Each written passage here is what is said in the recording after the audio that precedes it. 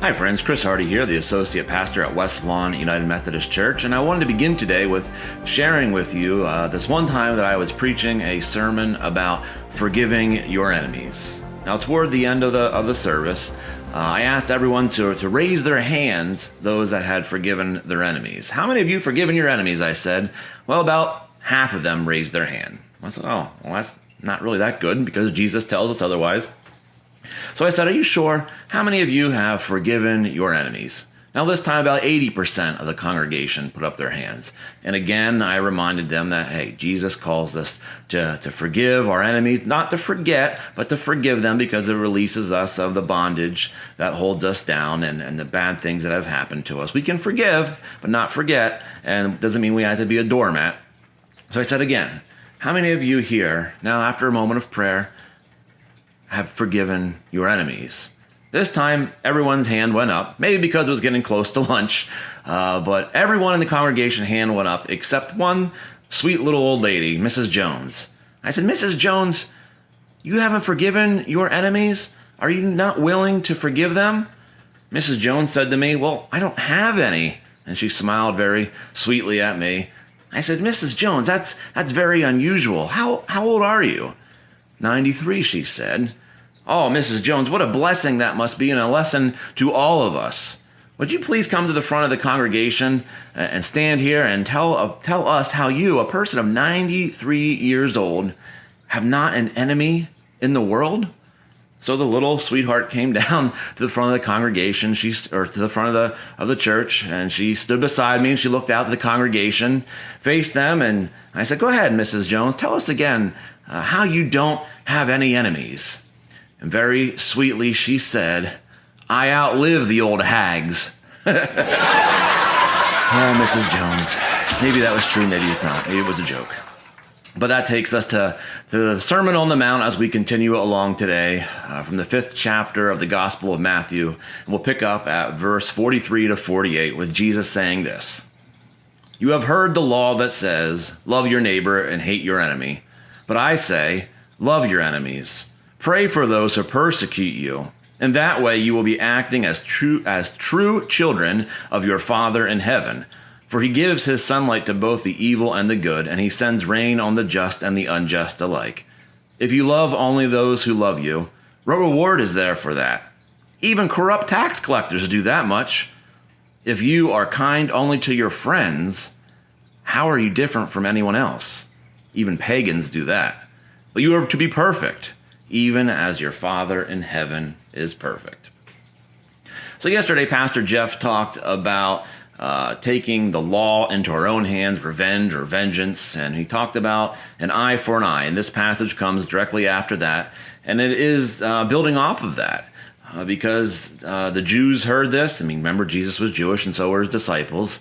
They were hearing this, and of course, not meeting evil with vengeance and striking back would kind of be offensive to them because they expected the Messiah to be this king, to be this mighty warrior who would vanquish the Roman oppressors. I mean, the Romans were living in their land, oppressing them, enslaving them, making their lives a living hell, literally.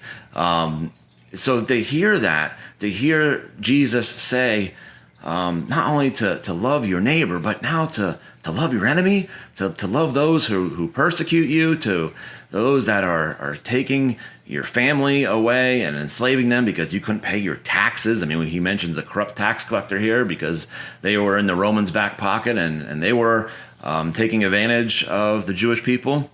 But now, Jesus, you're saying that I'm to love them?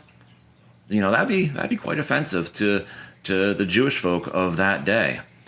What he is saying to us is that we are to not retaliate, not to take the law into our own hand. And then we know that this world has plenty of evil in it, plenty of bad, plenty of wrongdoing. And wrongdoing seems like a very sugar-coated word for just terrible crap that happens in this world, things that's unfair, oppression, marginalized people get taken advantage of.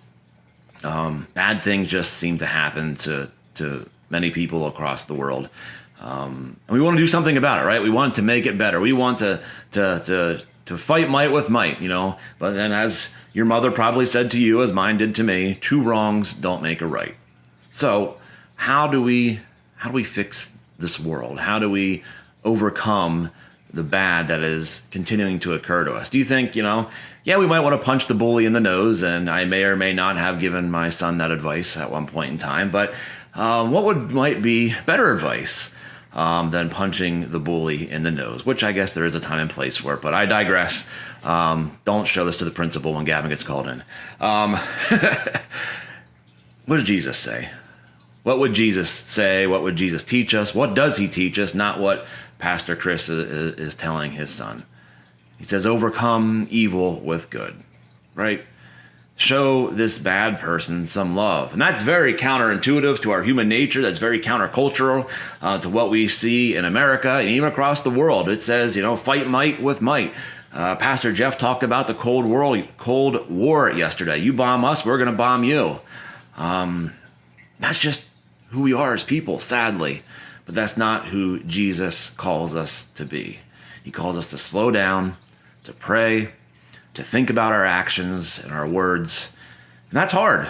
That's hard for even myself sometimes, even as a pastor, as a Christian, as a follower of Christ, who knows what Jesus says, and yet, like Paul reminds us, my flesh wants to do otherwise. But that's still not an excuse. We're still called to be different. We're called to act different, to think different, to speak differently, and to love our enemies. And that's what Jesus means to be perfect, to go on to perfection, to, as Wesley says, to grow in the love of Jesus Christ. That's what he's talking about here. It's not that we'll never sin, but to go on to perfection, that Jesus is with us and that we can do better and be that example in the world of Jesus Christ that so desperately needs him. Friends, I hope this makes sense, and may God be with you until we meet again.